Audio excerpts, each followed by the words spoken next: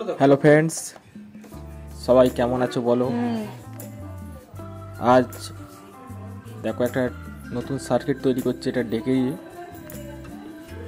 ওই যে হলুদ দিকটা দেখতে পাচ্ছ উপরে যেটা আছে, ওটা এখনো কমপ্লিট হয়নি, জাস্ট ঢাকনাটা দেওয়া আছে।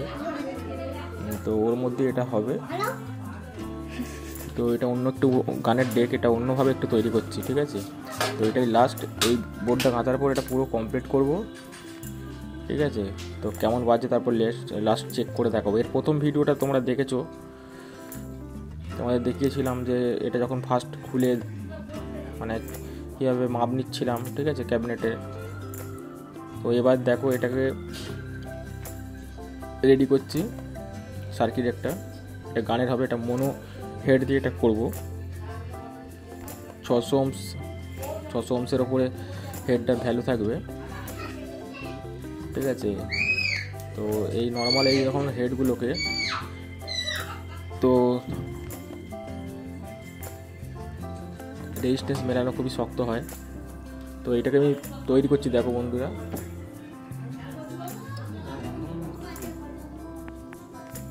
দেখো কীভাবে সোল্ডারিং করছি, দেখো এইভাবে সোল্ডারিং করবে। খুব শক্ত, সবসময় ইউজ করবে রাংটা একটু ভালো ইউজ করার। রাং ভেরো বোর্ড যেটা থাকবে সেটা, যাদের কাছে এমনি বোর্ড থাকবে না তারা ভেরো বোর্ডই কাটতে পারো।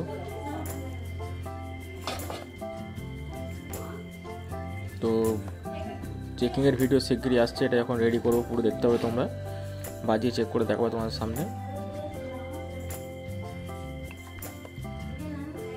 দেখো বন্ধুরা, পার্টসগুলোকে, প্রতিটা পার্টসকে আমি নিখুঁতভাবে দেখছি এবং সোল্ডারিংটা ঠিক হয়েছে কিনা দেখে নিচ্ছি একবার। তো বন্ধুরা, যারা এরকম ডেক করতে চাও, গানের ডেক, চিপের ডেক, বিটের ডেক, ঠিক আছে, তো আমার সঙ্গে অবশ্যই যোগাযোগ করবে, আমাকে কমেন্ট সেকশানে কমেন্ট করে জানাবে, ঠিক আছে। দেখো নিচে আরেকটা বোর্ড রাখা আছে, ওটা আলাদা বোর্ড, ওটা ডেকের না, এটা আলাদা একটা বোর্ড।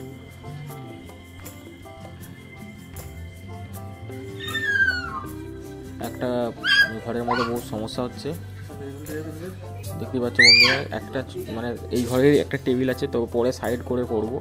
তো দিনের বেলা যখন কাজ করি বন্ধুরা, আমি ছাদের দিকে চলে যাই। তো ছাদে একটু রোদ্দুরটা থাকে, ভালো লাগে, আর আলোটা পাওয়া যায়। আর রাত্রিবেলায় এখানে টেবিলে কাজ করি। তো বন্ধুরা, সাউন্ড এমন একটা জিনিস, সবই ডেকের উপরে খেলা। ডেক যত সুন্দরভাবে তৈরি করতে পারবে তত ভালো হবে, কারণ ডেকের উপর বেস করি সব কিছু তৈরি। বাংলা বক্সে যেমন মিড রেঞ্জ ফ্রিকোয়েন্সি স্পিকারগুলো আমরা ইউজ করি, ওই স্পিকারেতে আমরা এই ডেকের জন্যেই সাউন্ডটা অত মানে গেন বাড়ে, ঠিক আছে। সেরকম সেম মেদিনীপুরের যেসব আরসিএফ সেটআপ আছে তাদেরও এখন মডিফাই করেছি, মডিফাই করে প্রেসার বোর্ড বলছে না, কিন্তু অ্যাকচুয়ালি প্রেসার বোর্ডটা ওদের যে ওইটা ডেকের মধ্যে অ্যাকচুয়ালি পড়ে। অ্যাকচুয়ালি ডেক জিনিসটা কি? ডেক হচ্ছে এমন একটা জিনিস, ডেক তোমাদের কীভাবে বলবো, ডেক হচ্ছে প্রি অ্যাম্পলিফায়ার সেকশন যেটাকে বলা হয়। মানে অ্যাকচুয়ালি মানে মাটির যে কোনো ঘর তৈরি করতে গেলে মাটিতে যে বেসটা লাগে, যে ভিতটা লাগে, সেই ভিতটাই হচ্ছে ডেক, ঠিক আছে। যদি ভিত যার যত ভালো হবে তার মানে ঘরটা তত মানে মজবুত হবে। সেরকম মানে ডেক যত সুন্দরভাবে তুমি তৈরি করতে পারবে তত ভালো করে তার সাউন্ডের গেন, সাউন্ডের ফ্রিকোয়েন্সি, সাউন্ডের মানে মানে কম্পাঙ্ক থেকে আরম্ভ করলি, যেটাই বলো ফ্রিকোয়েন্সি মানে কম্পাঙ্ক, মানে পুরো সাউন্ডের বেসটা পুরো ভালো হয়ে যাবে, ঠিক আছে। মানে পুরো সাউন্ডটাকে তুমি খেলাতে পারবে নিজের হাতে, ঠিক আছে। এই জিনিসটা মাথার মধ্যে ঢুকিয়ে নিতে হবে।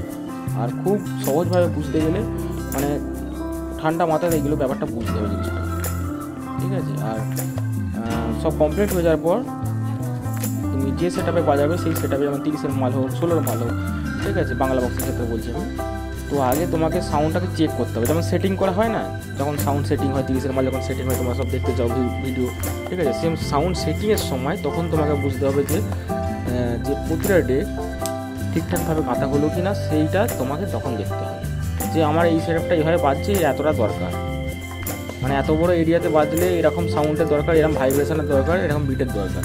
তো তখন তোমাকে আওয়াজটা শুনে চেক করতে হবে। আর এক একটা করে স্পেয়ার্স পার্টস তোমাকে চেঞ্জ করতে হবে, যেটা দরকার, যেটার ভ্যালু সেই ভ্যালুতে লাগাতে হবে, ঠিক আছে?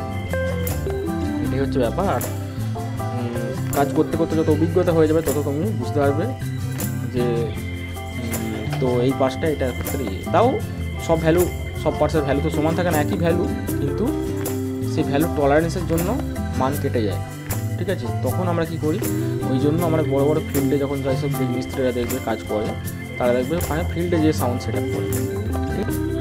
তো বন্ধুরা দেখতে পাচ্ছ আমার ক্যামেরাটা এখন শ্যুট করছে আমার বাড়ির কেউ নয়, মানে আমারই একজন আত্মীয়, একটা ভাই এসছে, ঠিক আছে?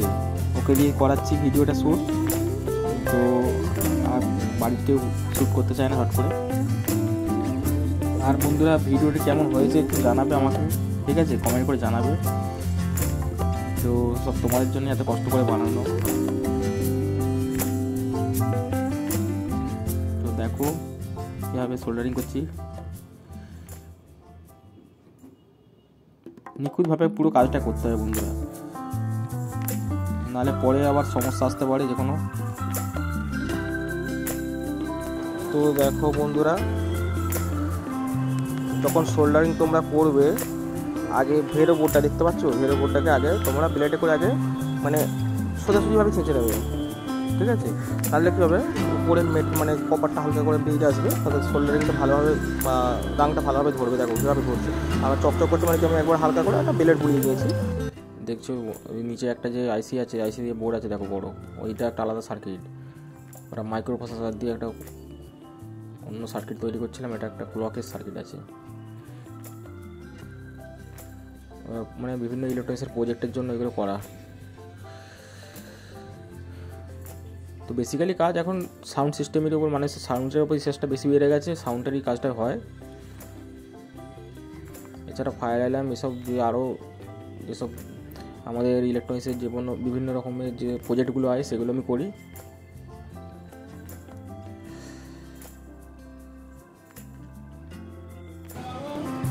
তো বন্ধুরা এরপর একটা আবার বুটের স্পিকার আছে, বোট কোম্পানির, ওই স্পিকারটা রিপেয়ার হবে, ওর ভিডিওটা নেক্সট স্টেজে আসছে, ঠিক আছে? তো ওই স্পিকারটা কি হয়েছে, ওটারও প্রবলেম, মানে যে প্রবলেমটা এসছে মাদারবোর্ড থেকে প্রবলেম, এসএমটি চিপ আছে ওখানে, সব আইসি তো পাওয়া যায় না, টোটালটাই চেঞ্জ করে দেবো, দিয়ে আমি এরকম পুরো বোর্ড গেঁথে, হিরো বোর্ডে গেঁথে মাল তৈরি করব, ঠিক আছে? ওই ভিডিও তোমাদের দেখাবো। তো যারা নতুন আছো এখনও বন্ধুরা, আমার চ্যানেলে সাবস্ক্রাইব করে দেবে, আর ভিডিও ভালো লাগলে লাইক কমেন্ট শেয়ার করতে ভুলবে না।